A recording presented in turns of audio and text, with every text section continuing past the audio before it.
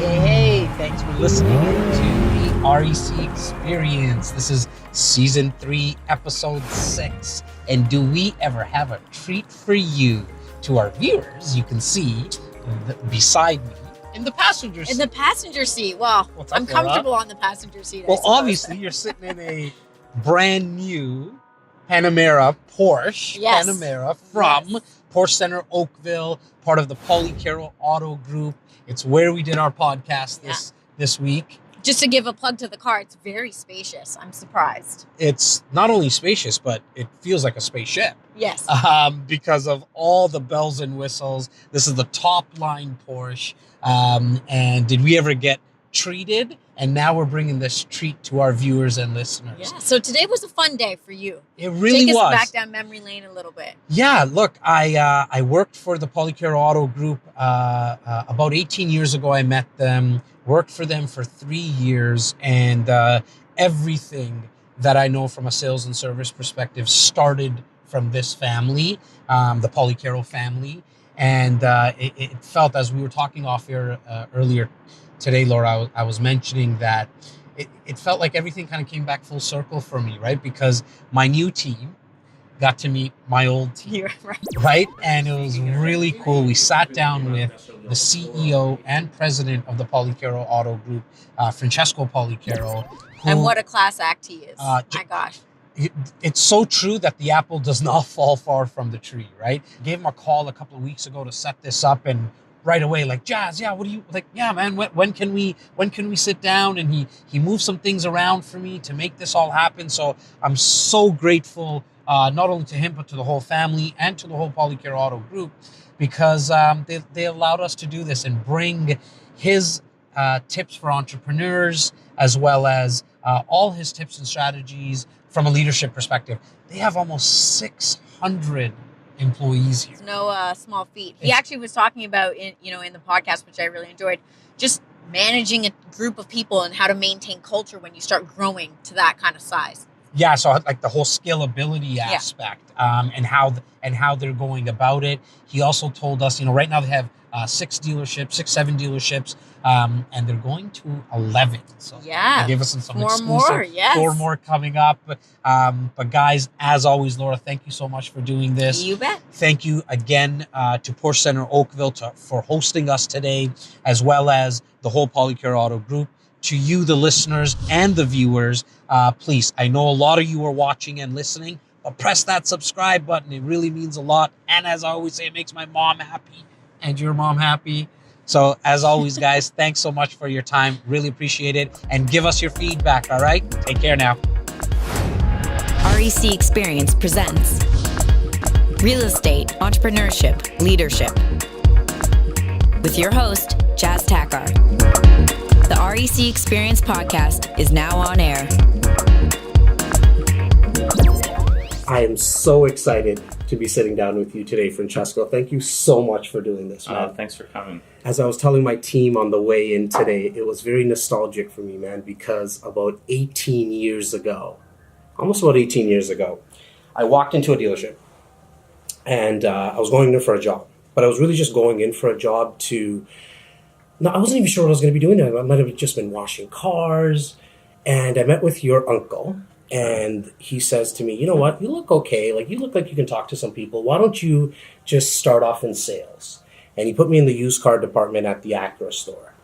A little later on in that day, a handsome fellow walked in, big smile on your face. You knew I was coming in because you know my brother, Tak. And you say to me, you go, Jazz, as long as you keep on smiling, and while a customer walks in and you have that big smile on your face, you're going to do well. I can't tell you, and I'm not even sure if I've ever told you this story, how well that has served me over the time, man, because that's all I ever did. Within that day, I sold a car. Your uncle and yourself moved me up into new cars in the new car department at Acura, changed my whole life. And so I would say that it was very nostalgic on my way in today because I get to sit down with you. Fast forward 18 years, you're up to almost 600 employees. Right. How many stores now?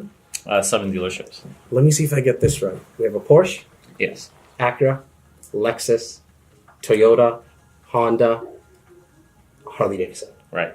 Did I miss anything? Did we say BMW? And BMW. How could we miss BMW?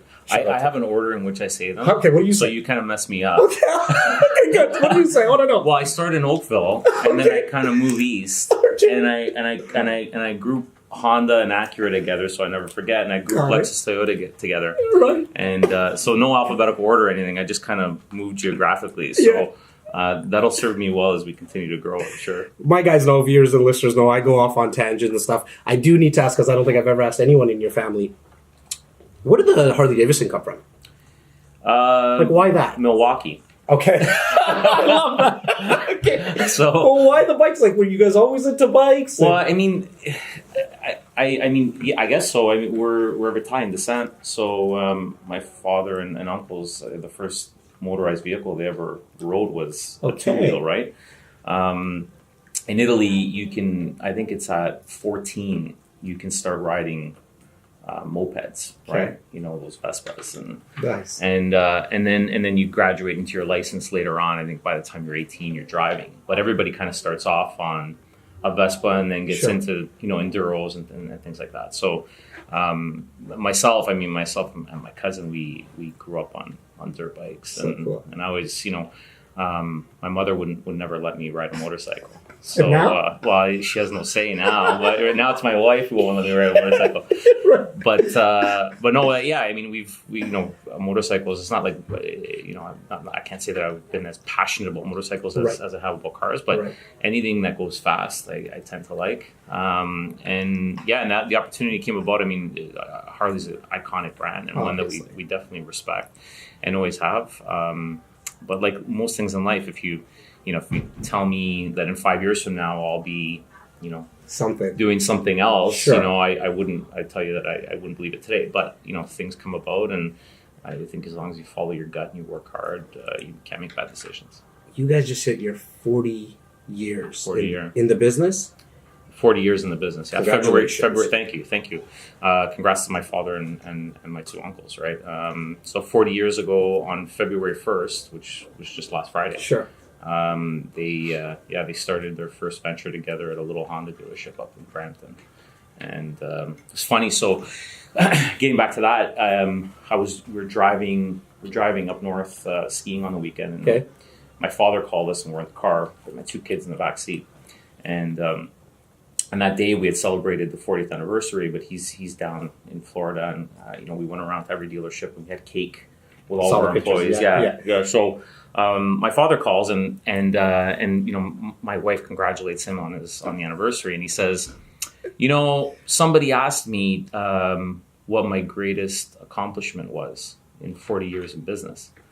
And so my kids are in the backseat. I'm like, listen up. This is a good like lesson time. And he said, you know, the greatest accomplishment was, you know, being able to start this business with my brothers and never once having a fight and still being together after all this time. You know, I gotta cut you off for one sec because I've been in the office so many times while your uncle answered the phone when it was any one of his brothers, and the way he would always answer it, Paul, it would be, "Hi Basil, hi Tony," like with the utmost respect. For sure. Right? And so like when you say that resonates with me really, really well. Yeah, so continue. They just it's all about relationships, right? It's all about respect and relationships. And like I said, I mean, it's working hard, but it's also, you know, in any partnership, it's like, it could be a marriage, it could be a business venture, whatever it is, you need to, there's give, there's take. And I think you need to have, you sometimes need to step back. Yeah. And you may not agree with you know, it can't always be your way. It has to be, you know, a joint effort. So good for them. I mean, they got us to this 40th anniversary, and now we're trying not to focus so much in the past. We always want to remember where we came from. Right. But this is it's a turning point for our company too. We want to really focus on the future. Our industry is in a time of disruption. There's a lot of changes that'll occur, that have occurred and will occur over the next 5 years. It'll probably change more in the next 5 years than it has in the last 40. Right. 5 to 10 years. But because it's moving a lot faster now, right? It's moving a lot faster. Yeah, it's moving a lot faster, and we've got digitization, urbanization, electrification. I mean, all these like big, mega terms. Right? Yeah. And so, but we have to be prepared. So for us, it's not just symbolic. It's also our mindset needs to change. It needs to be less about what we did and more about what we're going to do. Because if we're too focused on what occurred, right, we won't be ready for what's coming. So just taking you back for a sec, because I definitely want to talk about the future and the vision for the Policaro Auto Group. Going back for a sec, what's some of the lessons you've learned in the last 40 years watching those, like your father and your two uncles? What's some of those lessons that you take on now? So number one is there's no silver bullet, right? It's hard work. Got it. And you and I were chatting earlier, right? And we were talking about, how hard you're working right now and all the things you've got going on. And the same goes for me. And I think the same goes for a lot of people out there. So I think that, it starts with hard work. In this age of Instagram and you see people online enjoying vacations and jet setting all over the place, right? And it looks easy, right? So some of them just rent those cars and those jets, right? Well, for sure. I mean, and even if they are theirs, somebody worked for it, right? It. I mean, you can win the lottery, sure. But for the most part, you need to find something that you're passionate about, and then you need to do it and repeat it over and over and over again. And until you become a master at it. So. Talking about Instagram, I was going through your profile. There's a picture of you, I think your cousin, at a very young age at the dealership. Did that start at a very young age, the passion about cars? Did it start at a young age? Yeah, I mean, 1979. I remember that. So that first building we were in, when they moved out of that building, I was probably 8 years old. Okay. So, but I vividly remember the early days when I wasn't going to work. I was going to the office, with my dad's office, to work. I was just going because I liked them. Because you like the cars. And I terrorized the techs and the parts guys, and I'd be running around and collecting ball bearings from underneath benches and stuff like that. Yeah. So I was always around it. Right. I was fascinated with. We had a fuel pump on site, so I was fascinated with gassing cars. We should be saying I was gassing cars at 4 or 5 years old, but I probably was. I was driving cars before I could even see over steering wheel. So okay. I knew that. I didn't want to say it. Yeah, no. I mean, times were different, right? My son's not going to be here driving around the lot, but back then, that's what I did. That's how I lived, right? I learned how to drive on our lot, just kind of circling around. My uncle says he always remembers seeing a Hyundai Pony traveling across the lot, and there wasn't anybody in it. Right. He thought that the car was literally traveling on its own in neutral or something until I hit the speed bump, and then he saw kind of the top of my head. Right? Yeah, that's so cool. So it started at a young age. I didn't, I always say it I didn't choose the business; it kind of chose me. Chose you. Yeah. You have a lot of ambassadors, but by far your best looking ambassador is your junior ambassador for Porsche. Is that what you're starting to kind of feed into him as well, bringing him along? Your son, obviously. Yeah. I mean, does he like coming around? He does, but it's a different world. I mean, if my son's here, he's not in the workshop. Got it. There's so much more compliance, and we have to be cautious of insurance. Right. And so he's not doing the same things I did at that age. But he's around. He comes to the events. My daughter too. Bring him here. We might give him $1 for every car he cleans. When he comes here. He kind of comes to the showroom and does this thing, but. It's up to him, right? I just want him to, like I said earlier, he's got to be passionate about whatever he, or my daughter, whatever she takes on in life. They just need to be passionate about it. So whether it's car business or whether it's acting, which my daughter's into, or painting, whatever. We're talking off air as well about family-owned business. Yeah, that was something huge for me being within your organization. Now it's 600 almost employees. How do you keep that culture? You as the CEO, the leader. It's a good question. We've grown exponentially over the past few years, and so when we were a smaller organization, it's much easier to instill that culture. So the brothers were able to be there every day and touch every person and every customer. So yes, the big challenge for us is how do we franchise that? Yes, right. So how do we ensure that every one of our colleagues and team members is acting as I would, or as Paul or Tony or Basil would with their customers and amongst themselves, and it just comes down to, we're investing heavily in training, in personal development. And we're just creating a corporate structure that can support our dealerships and our business units, because we understand that that's imperative for us. Growing from 7 will be 11 dealerships in the next few years, with some projects that we have coming down the pipe, and with that comes more staff, and we don't want to lose who we are. So it's important that we that we develop our processes and really support people with the proper training and development and career advancement too. So we've set a mandate that our intentions are to hire from within at all times. And so last year we had a 22% increase in jobs that were filled from within our organization. So we want to, obviously we want to give the opportunity to those that are working hard for it. So whether you start in the wash bay or you start in sales, whatever it is, you can be the leader, or one of the leaders of our organization if you put the work in. Well, your turnover here is so low. One thing that I talk about with my team, like in our real estate office, is to take our clients around our office to show how long they've been here. But that's I took that right out of your page, right? Because all the guys that I used to work with, they're still there. A lot of them are. This is not, and they were there 10 years before I got there, right? So there's obviously that culture, like you're penetrating it very, very well. Yeah, right? we take a lot of pride in that, but we're finding ways to get better, right? We're finding ways of with retention. I mean, where we do see a drop in that loyalty and retention of employees is in jobs that are deemed to be on the lower pay scale or entry level positions. So we see a little bit more turnover there. So that's where it helps when a young person starts in, let's say, washing cars, because they may not have the education or the experience or what have you, but they instead of looking at it as a job, I want it to be a stepping stone in a career. That's awesome. Yeah, so there's in the background here, there's a young lady who started that exact way, right? So shout out Nadine in the wash bay, and now she's working with our marketing that's team, and that's that pure example of what we'd like to see and what we're trying to build. A lot of our listeners are also salespeople, Francesco, and I hate to keep on drumming this, but a lot of who I am is because of your family. Thank you. Like straight up, right? Like there's no way to hide it. I mean, my team hears me probably say at least 5-6 quotes a day, and they're like, "Where did that come from? The Policaros?" I'm like, "Yeah, like really, it's on tape," because of how much I learned in that 3-year period.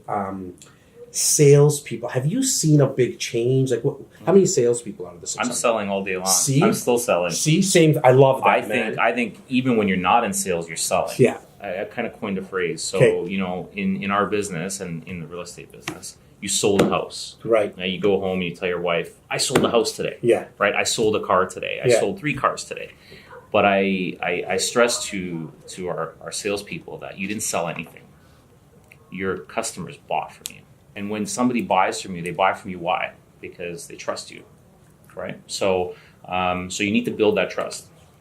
And I always say, I mean, there's different ways. You have successful salespeople that maybe do so without being straight, right? Without telling the truth shady, and being a little shady, aggressive, and, so there's different ways of getting the job done. But everything's, those tactics are short-lived, right? Oh my God, are they ever? So we've always pride ourselves on the smile, right? Obviously, being forthright, being good to our customers, and in any deal, it's got to be good for both parties, right? So you purchase from me, and it's only good for me. You're not going to leave with the right taste in your mouth, and vice versa. You take a car, you purchase a car from me, and I didn't, I lost money selling you the car. Every time you walk through that door, there's the guy that bought that car from me, stole it from me, right?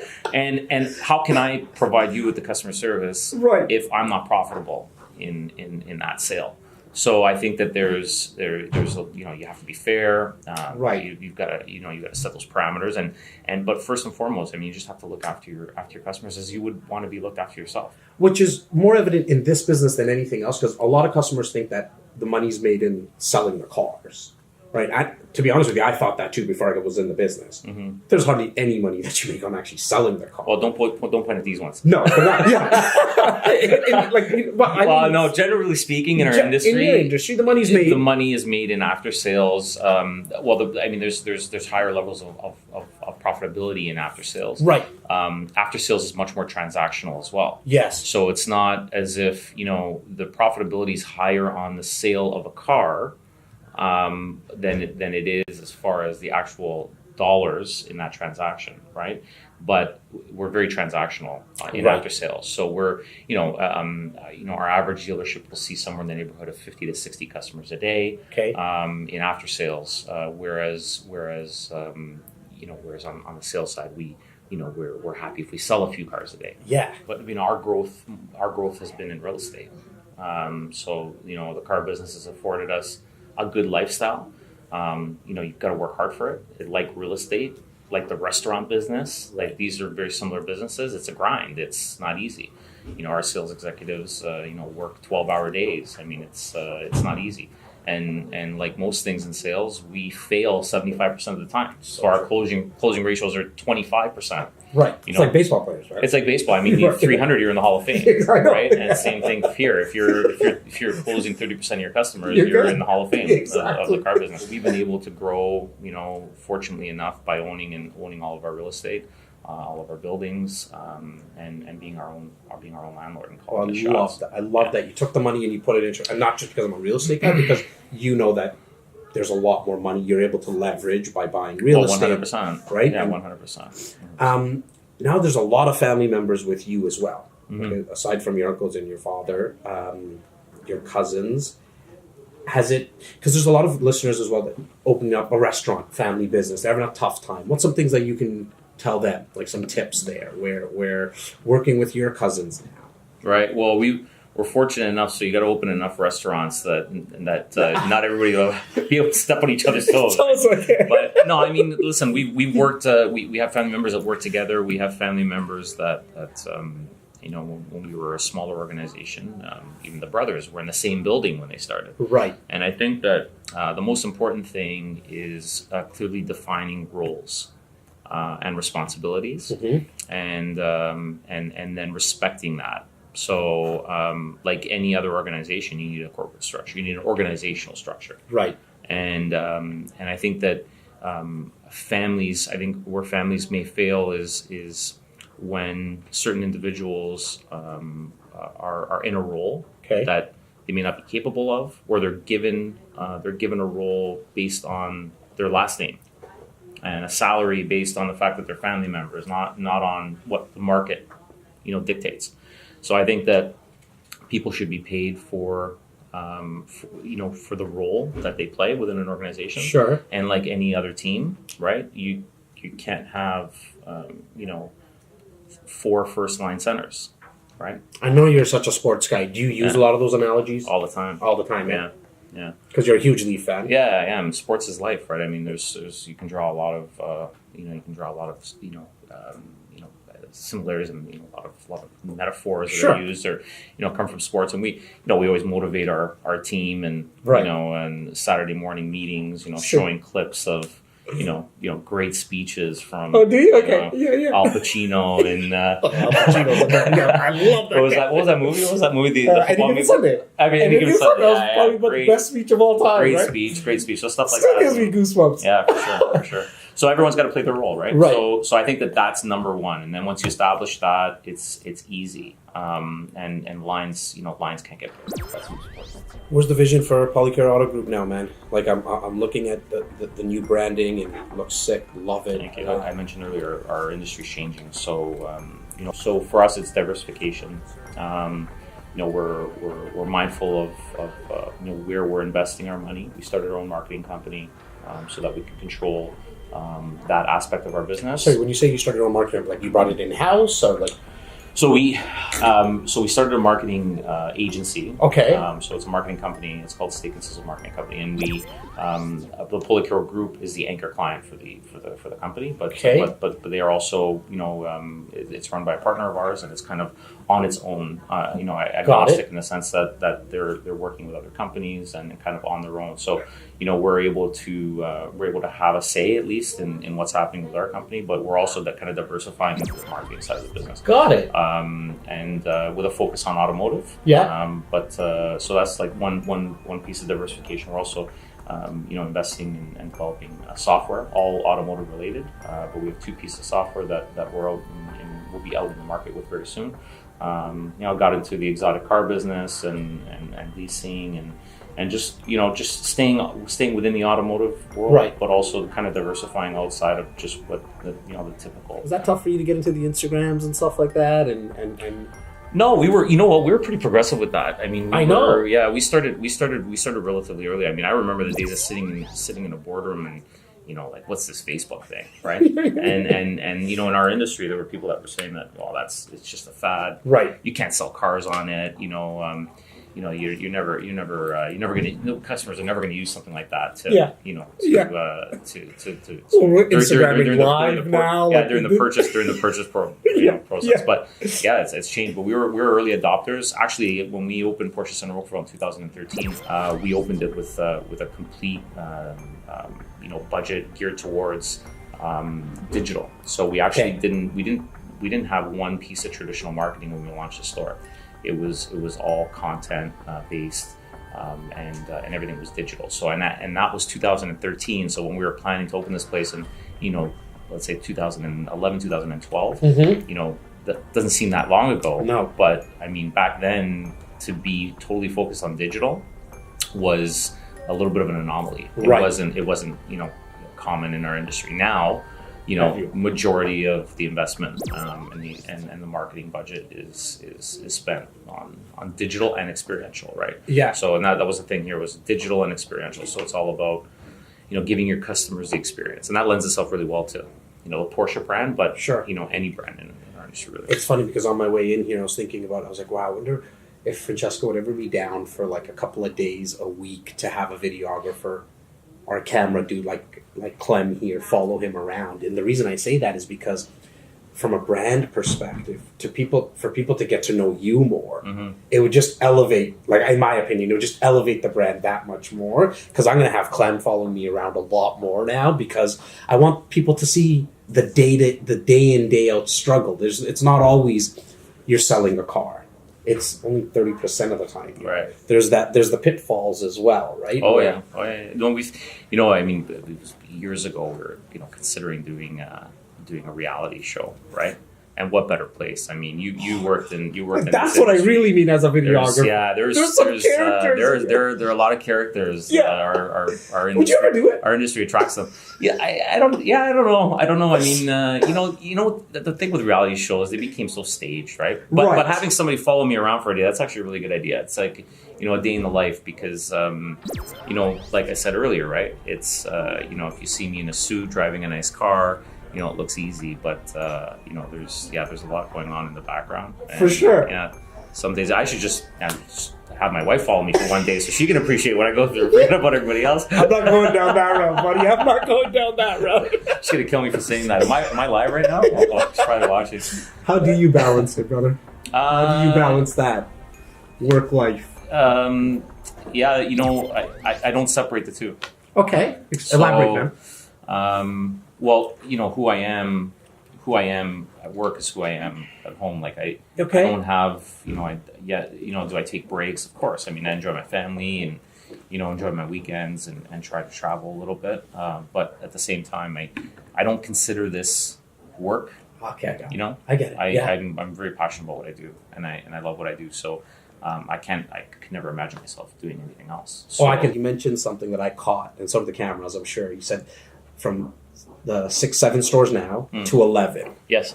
Not to put you on the spot, what does that mean? We're adding a Porsche store in Kitchener-Waterloo. Okay. A Porsche service center and pre-owned center in St. Catharines. Okay. A BMW dealership in Etobicoke. Etobicoke. Where's that? Kipling in QE. Okay. A Harley Davidson store in Brampton. Wow. So we've secured property for the three new points, the 2 Porsche and the BMW. So happy for you. And then we're moving our the Harley store up to. You guys heard it here first. There's 4 more stores coming to the Policaro Group. Yes. You obviously still get goosebumps when you're making these decisions. Is it just taking action and taking that step? Some people can't even open their first store, let alone now. Yeah, it's entrepreneurship at its best, right? I mean, you've got to take risks and, calculated risks, obviously.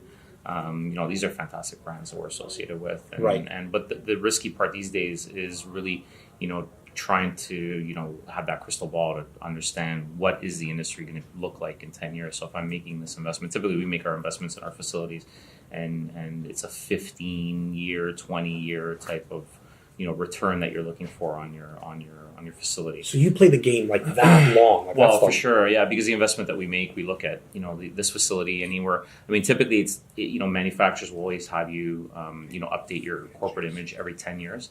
But we kind of look at a 15, 20 year with our buildings, and so we're investing in these new facilities. We don't if you can't ask the greatest mind in our industry what it's going to look like in 15 years, and they can't tell you with all certainty because nobody knows. This is the hottest, sexiest dealership I've ever been into. So the amount that you guys are investing is obviously huge, right?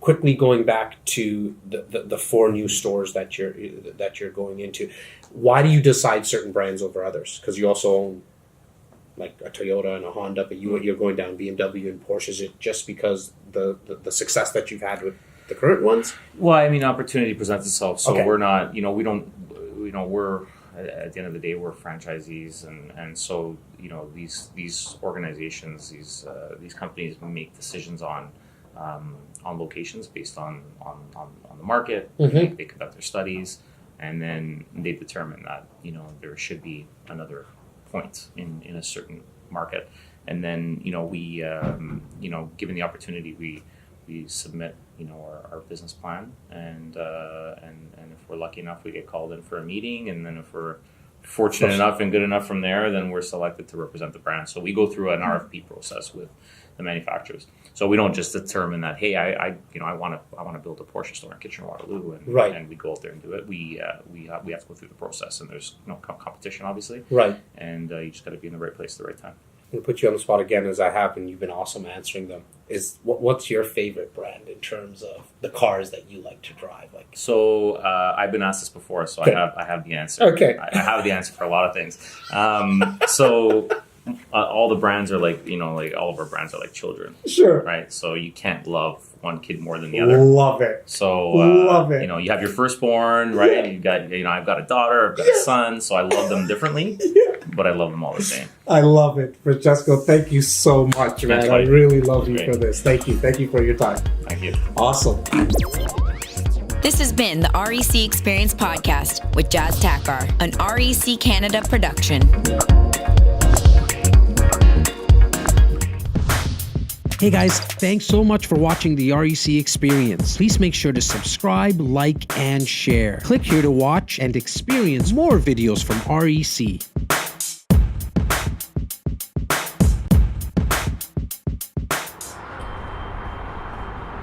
Getting in the car.